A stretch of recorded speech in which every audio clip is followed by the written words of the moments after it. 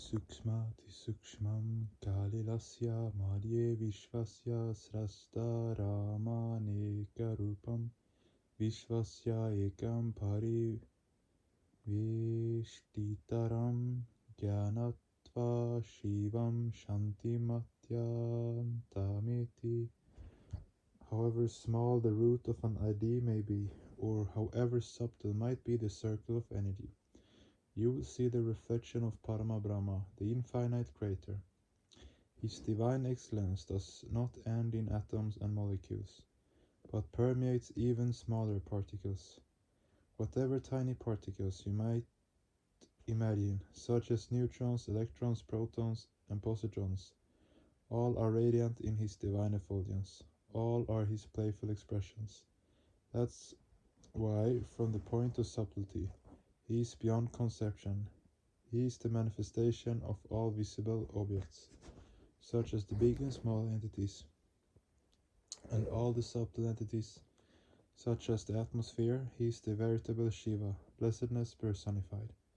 Whatever he does it for all, just as parents sometimes have to punish their children accustomed to weep to rectify their bad habits. Similarly, Paramapurusha leads human beings to supreme blessedness through trials and tribulations. If once you can know him, you will attain bliss.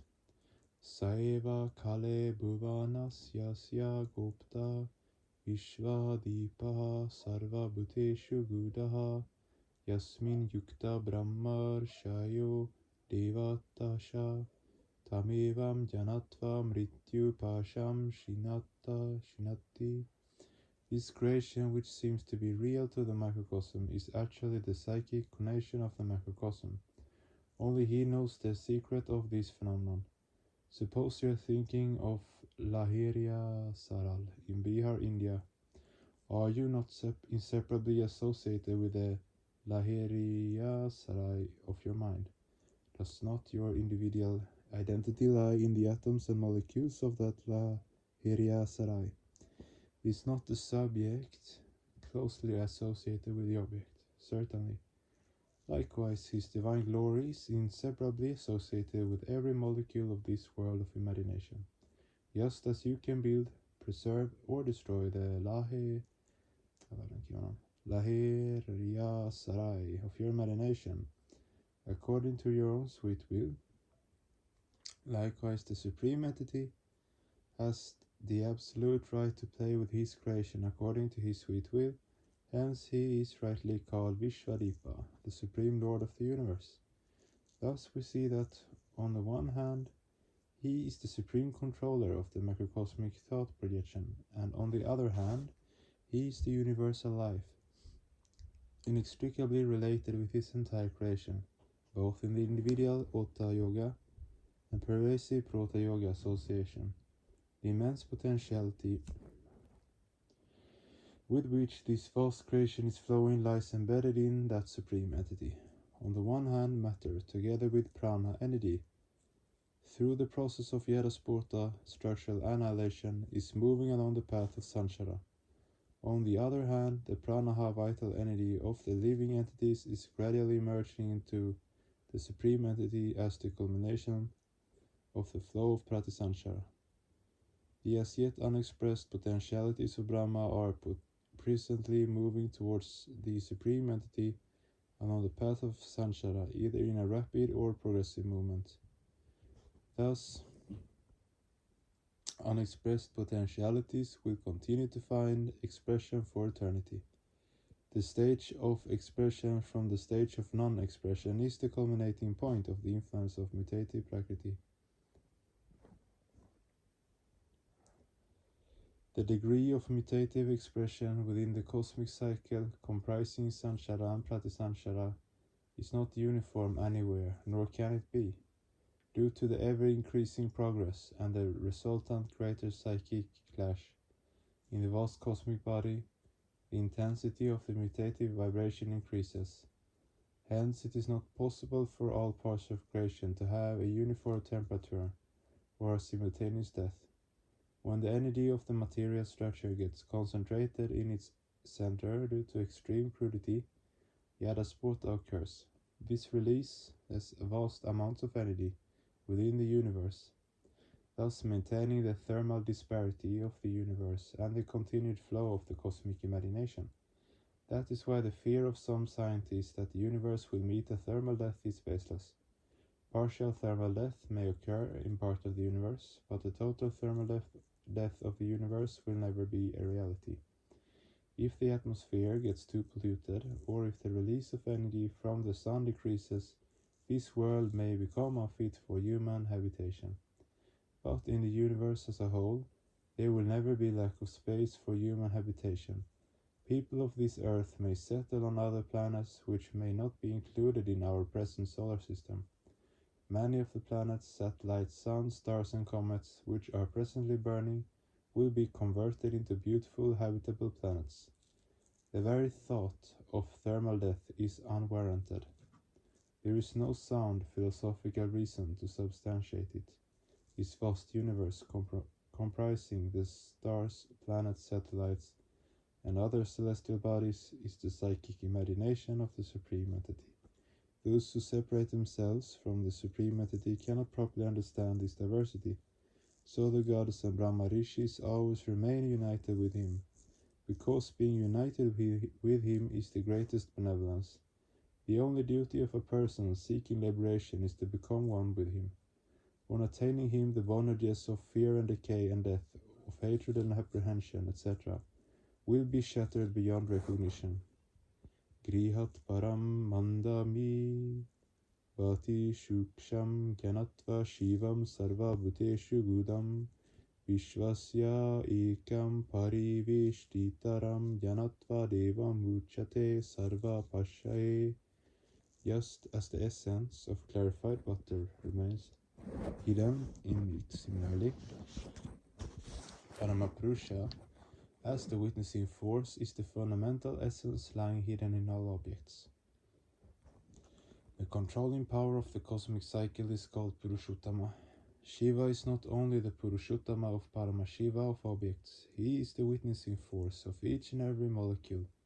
He is also the power behind sight and the driving force behind each action. When he remains associated with the collective manifestation of the universe as its witnessing force, that is his Prota Yoga. And when he remains associated with the individual microcosm as its witness, that is his Ota Yoga. Thus he lies covered in each and every entity in his individual and collective association. The human beings, after knowing the Supreme Entity, attain liberation from all fetters pashas. The Supreme Entity in its movement from crude to subtle gradually becomes free from the influence of Prakriti and begins to imbibe the qualities of Purusha. The subtlest portion of the Chitta is the Hiranyamaya Kosha. Just above this layer is the all-blissful stance of the Supreme Entity. Both inside and outside the macrocosmic structure, the cosmic process of Pratisanchara is working. Thus, he not only exists surrounding all the entities, but with the help of his immanent power, he stimulates his imaginative flow. Thus, the material structure endowed with its so-called vital energy becomes increasingly complex and is converted into Annamaya Kosha, supported by Pranaha.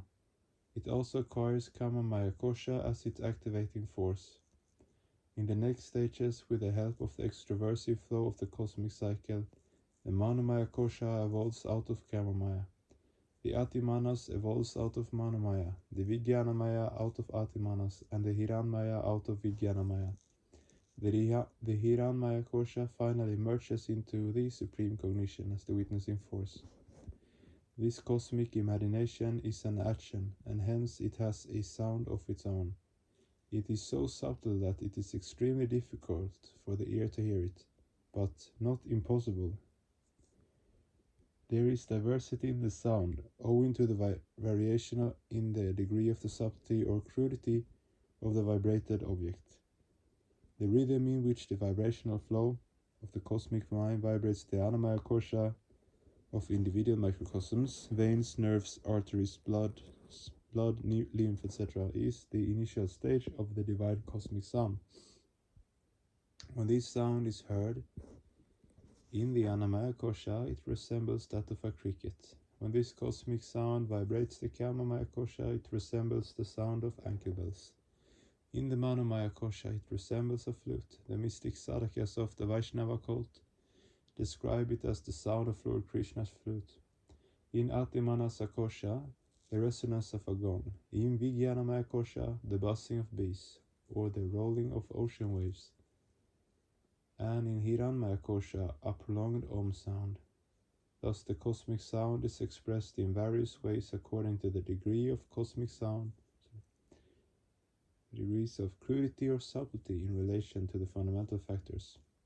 There are various physical and psychic expressions, centering around the various degrees of cosmic sound. When one's mind is confined to a particular stratum, one hears the sound peculiar to that stratum only. A person who lacks concentration of mind cannot hear any expression of the cosmic sound. In the field of spiritual practice, the divine sound is expressed in a spontaneous way. When the existential awareness of living beings becomes concentrated with the cognitive bearing, it is not attracted to any sort of sound. Even the sound of Om of the Hiranmaya Kosha becomes non-existent in the non-attributional stance, because every sound is a particular expression of a guna, or principle, sentient, meditative, or static principle, or as an expression of an action. A person who is immersed in the cognitive bearing does not need to make any psychic endeavor with the help of any acoustic route. He or she is free from bondages, from all fetters, having attained karma samadhi. This supreme cognitive bearing is the final destination of all human beings. It is he who provides the impetus and inspiration necessary for spiritual progress, for movement along the path of pratisanshara, and to attain him one should not perform ritualistic practice. All that is required is to move towards him with ardent love and devotion for him. Ananya mamata Vishnur mamata prema shangata. While moving towards him, do not neglect the world or the path of action. Although devotion is the most essential aid to help one to attain the supreme stance, yet knowledge and action are very important. Without them, the possibility of downfall cannot be ruled out. Yet for a sadhaka, devotion is the highest quality. Bhakti Bhagavato Seva Bhakti Prema Swarupini Bhakti Rananda Rupa Sha Bhakti Bhaktasya Yivanam. Bhakti is service to the Supreme Entity. It is love personified, bliss personified, the breath of a devotee. Isha Devo Vishvakarma Mahatma Sada Janam Hridaye Sani Vishtaha Hrida Manisha Manasa Bhikri Riptoya Etadvi Dura Mritaste Bhavanti. Brahma, who has imagined and created this vast universe, is the only entity worth of the epithet Mahatma. What we call Jivatma or Atma is only the reflection of cosmic consciousness on the mental plate, and thus finite human beings should not be called Mahatma, noblest soul. Instead of being called Mahatma, Duratma, wicked, Papatma, sinful, or Punyatma, virtuous, human beings should either be called Papuhate Atma, a soul assailed by sin, or Punyopahata, a soul assailed by virtue. This supreme entity lies hidden in the existential feeling of each individual as its witness. He is reflected on the mirror of Bodhisattva, existential eye of every entity. One who has made this reflecting mirror spotless through the constant practice of sadhana can better understand the glory of this entity. Those who have known this entity have attained immortality. This entity is the ocean of nectar. He is ever ready to guide individuals towards immortality by his grace. Human beings must make the best use of his grace. Only he is the pure universal preceptor. Nityam Shuddham Nirabhasham Nirakaram Niranyanam Nitya Bodham Shidanandam Guru Brahma Namamyaham. 28 January 1957, DMC Muzaffarpur.